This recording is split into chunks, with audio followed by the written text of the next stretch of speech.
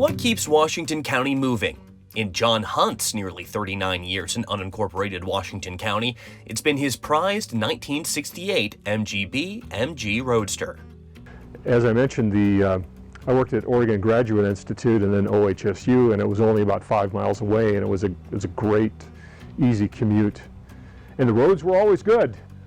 John lives in the Urban Road Maintenance District, or URMD. It's a voter-approved county service district that funds preventative maintenance, like paving, street sweeping, mowing, and more, on 430 miles of urban neighborhood streets. And John says it's money well spent. Generally, pretty darn good shape. And I would know, driving this, going over the small potholes, you feel it.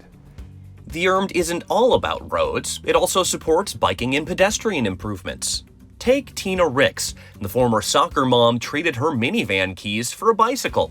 That's why she supported the URMD's Augusta Lane pedestrian biking improvement project, which built sidewalk to connect with a new pedestrian bridge over Beaverton Creek.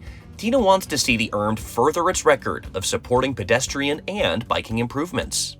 It's like just fund them all, fund every last one of them, put in the sidewalks and the crosswalk to make sure that people who are choosing not to drive or who can't drive have an ability to get around.